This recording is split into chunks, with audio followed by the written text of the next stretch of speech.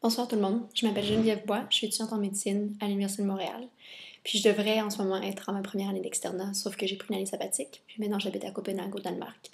Et puis je travaille à l'Université de Copenhague, à la Copenhagen School of Global Health. Si j'avais été au Québec, le plaisir de participer à tous les débats. Je me serais fait un plaisir de m'asseoir avec chacun pour discuter d'accès aux études universitaires. Mais je suis pas là, ça me fait bien de la peine. Et puis, vous avez le choix de m'écouter ou pas de m'écouter, parce qu'en Assemblée générale, vous auriez été obligé. Mais je vais quand même vous dire qu'est-ce que j'aurais dit si j'avais été là. Qu'est-ce que j'aurais fait. Qu'on pose encore et encore et encore dans ce débat-là, puis il y en a beaucoup d'autres qu'on se pose peut-être pas assez souvent. Puis une que je me dis qu'on devrait poser plus, c'est comment est-ce qu'on s'est rendu ici? Comment est-ce qu'on s'est rendu avec les frais de scolarité qu'on a actuellement, la fréquentation scolaire qu'on a actuellement? Vous êtes le produit de dizaines d'années d'investissement dans l'éducation puis dans la santé.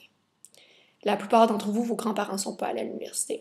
Si ça n'avait pas été d'un investissement massif il y a 40, 50, 60 ans dans l'éducation, ben vos parents ne seraient probablement pas à l'université, puis vous non plus.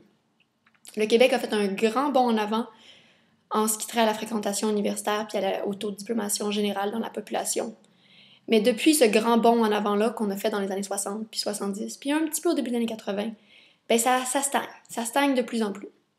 Aujourd'hui, il y a de moins en moins d'étudiants qui vont à l'université dont les parents n'ont pas été à l'université. Puis c'est pas parce qu'on a plafonné la quantité de gens qui vont à l'université dans le monde. Mais ça veut dire que maintenant, c'est à l'université, les chances sont que vos parents venaient aussi de l'université. Puis qu'on ne fait aucun gain au niveau de l'éducation universitaire ces temps-ci. On n'arrive pas à envoyer des nouveaux étudiants à l'université. Presque pas. Vous me direz quand même un peu, mais certainement pas assez. Pas assez pour augmenter de façon générale le niveau. Pas assez par rapport à beaucoup d'autres pays. Puis j'aimerais ça qu'on pense à ce qui se fait ailleurs, parce qu'on se compare souvent à la moyenne canadienne, on se compare souvent aux États-Unis. Puis c'est peut-être facile parce que c'est juste à côté. Mais les États-Unis sont le pays au monde avec le pire taux d'accessibilité aux études universitaires sur la planète. Est-ce qu'on veut vraiment ça, se comparer au pire? On pourrait pas se comparer, je sais pas, à la moyenne ou encore au meilleur pays pour ce qui est de l'accès aux études universitaires. Est-ce qu'on voudrait pas aller vers ça versus aller vers le pire ou puis se rassurer en se disant « Ah, mais c'est bien pire aux États-Unis. » C'est pas cher au Québec étudier, c'est pas cher comparé à qui? Est-ce que vous comparez encore aux États-Unis ou est-ce que vous comparez aux pays de l'Union européenne, aux pays de l'OCDE, peut-être aux pays, aux 12, 14, 16 pays dans le monde où est-ce que les études universitaires sont gratuites? J'habite au Danemark, puis au Danemark, l'université est gratuite pour tous. Tout le monde reçoit des bourses, peu importe le salaire de tes parents. Parce qu'ils se sont dit un jour que c'est beaucoup trop compliqué de voir exactement ce serait quoi tes besoins, puis que peu importe c'est quoi la règle des prêts et bourses, il y en a qui n'en auront pas besoin qui vont l'avoir, puis il y en a qui en auront besoin qui ne l'auront pas. Puis c'est pas si pire que ça de donner de l'argent à des étudiants qui sont pas si dans la dèche que ça. Il n'y a pas de conséquences dramatiques à dire on va aider les étudiants à l'université indépendamment de leurs parents. Ça fait aussi qu'ici en médecine, c'est pas une impossibilité de voir des gens qui étudient la médecine dont les parents sont chauffeurs de taxi, dont les parents sont pas employés, sont au chômage. Ça se trouve pas souvent ça au Québec ou au Canada. Puis c'est pas juste anecdotique que je connaisse un étudiant en médecine dont les parents sont chauffeurs de taxi. Non, c'est quelque chose qui est très très bien répertorié. Le Danemark est l'un des pays au monde où il y a le moins d'inégalités sociales, puis la fréquentation universitaire est la plus commune à travers toutes les classes de la société. Ça veut dire que c'est pas seulement les gens dont les parents sont des professionnels, dont les parents sont à l'université qui y vont. Ça veut dire qu'encore aujourd'hui, dans la nouvelle génération de jeunes qui ont notre âge, il y a des gens qui vont à l'université dont les parents n'ont pas été à l'université. Il y a un gain qui se fait à ce niveau-là. J'aimerais qu'on arrête de se dire « Oui, mais moi, je vais être capable de payer. » Ou « Moi, je peux mettre 200 $ de plus sur ma marge de crédit. » Ou 1000 ou 2000. Vous êtes déjà en médecine. La question, elle se pose plus pour vous. Puis la question, c'est pas à propos de vous. C'est pas à propos de moi ou de toi ou de personne qui est en ce moment à l'université ou d'un individu. Ça veut dire, comme société, qu'est-ce qu'on veut? Est-ce qu'on veut une société où est-ce que l'éducation est payante ou pas? Puis si on la veut payante, on veut la payante à combien? Est-ce qu'on veut une société où est-ce que l'éducation, c'est un investissement personnel qu'on fait dans sa propre personne, comme si on était coté en bourse, en espérant que ça donne un bon rendement. Puis on se dit, ah, ça donne un bon rendement en général, donc c'est pas grave de s'endetter.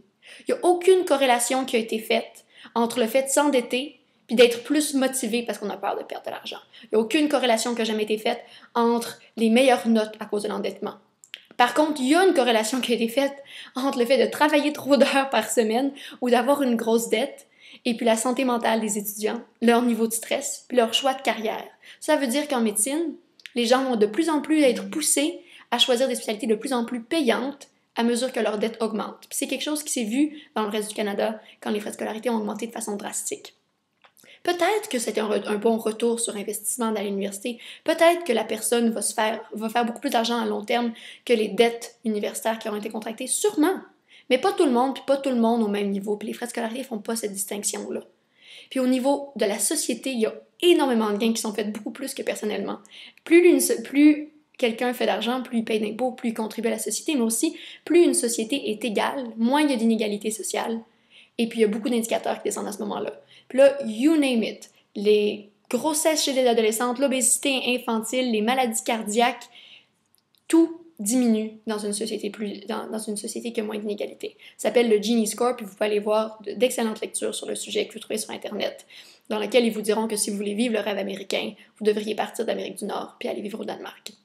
Parce que c'est le concept de la mobilité sociale. Ça veut dire si quelqu'un de riche a 2 enfants, puis si quelqu'un de pauvre a 2 enfants, ces enfants-là, ils ont la chance d'arriver où? Là où leurs parents ont été, ou plus haut, ou plus bas? Puis est-ce qu'ils ont une chance égale ou plus grande de monter dans les échelons de la société ou de descendre? Puis en ce moment, le coefficient de mobilité, il est très, très, très, très bas en Amérique du Nord.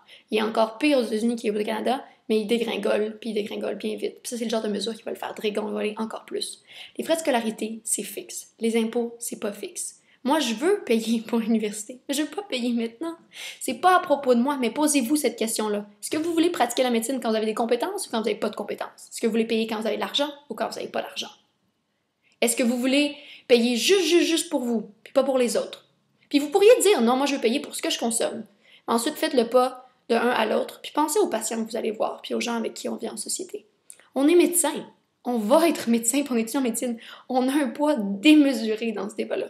Si vous décidez de partir en grève ne serait-ce qu'une journée, ça va avoir plus d'impact que bien des programmes pendant plus longtemps. C'est dommage, ça devrait pas être comme ça, mais c'est comme ça.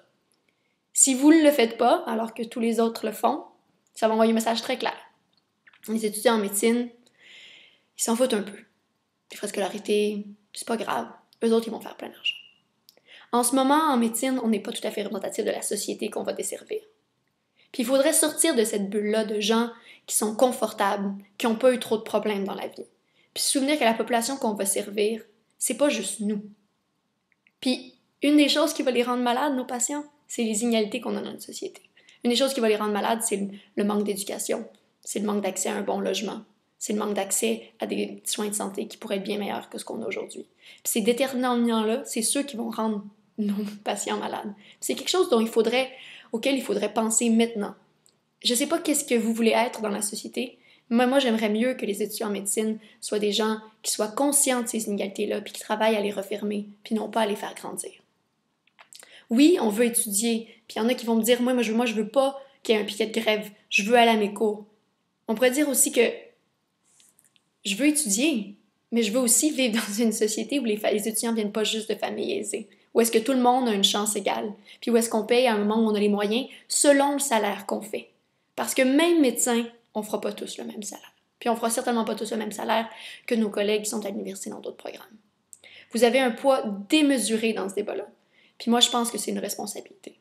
Il y en a qui vont dire que la responsabilité sociale, ça serait de payer plus maintenant. Moi, je pense que la responsabilité sociale, ça serait de payer nos impôts comme il se doit quand on fait faire un salaire décent. Et que ça serait en ce moment de se lever puis de se dire, est-ce que c'est vraiment là qu'on veut aller? Est-ce que c'est vraiment dans cette direction-là? Parce qu'en ce moment, on va dans une direction où est-ce que les frais de scolarité vont continuer à augmenter, où est-ce que les frais pour tous les services vont continuer à augmenter, qu'on va continuer à investir dans une hypothétique route, dans un hypothétique plan Nord, dans un Colisée à Québec, mais pas dans nos enfants, qu'on va continuer de faire des coupes en éducation puis en santé, alors que l'argent ailleurs y existe. C'est pas un problème de fond. C'est une question de choix, c'est une question de société. C'est pas une question de si demain on va avoir l'argent pour continuer de payer les salaires des fonctionnaires. Le Québec n'est pas en banqueroute, puis le Québec pourrait faire des choix différents s'il voulait. C'est vraiment juste une question de choix. Le Danemark n'est pas plus riche. Le Danemark n'a pas des richesses naturelles plus grandes, bien moindres en fait que le Québec. à peu près la même population, un territoire beaucoup plus petit. Puis une population qui est à peu près, dans les années 50, c'était tout à fait comparable au Québec. Puis ils ont fait des choix différents. Puis aujourd'hui, ils ont overall des meilleurs indicateurs de santé, de bien-être social. Ils ont des étudiants qui sont moins endettés, qui sont moins stressés, qui sont tout aussi persévérants. Il n'y a pas de corrélation entre comment tu souffres pour tes études puis comment bon médecin tu vas être, ou quoi que ce soit que tu étudies. Il y a définitivement une corrélation, par contre, entre une société qui fait payer individuellement aux gens tout ce qu'ils ont besoin puis tout ce qu'ils décident de faire, puis une société qui décide de faire des choix communs et d'investir dans l'éducation de tout le monde pour qu'on puisse tous aller à l'université. Vous vous êtes rendus là, mais c'est pas tout le monde qui va se rendre là. Puis pour chaque tranche de 1000 $ qu'on va augmenter, il y a des études qui montrent que c'est 19% des moins bien nantis qui vont arrêter d'aller à l'université. C'est pas à cause que la fréquentation scolaire, la quantité de gens simplement qui restent à l'université est la même ou augmente, que de où ces gens viennent. Elle, c'est la même. Au Royaume-Uni, l'éducation était gratuite jusqu'à il y a environ 10 ans. Puis il y a eu de très bons chiffres qui ont montré qu'est-ce qui s'est passé depuis. Puis c'est pas très joli au niveau de l'accessibilité, au niveau des classes sociales. Puis maintenant, au Royaume-Uni, la mobilité sociale, justement, elle s'est écroulée. Puis elle n'a plus rien à voir avec ce qu'elle était, puis elle n'a rien à voir avec les autres pays qui l'environnent. Alors honnêtement, posez-vous la question.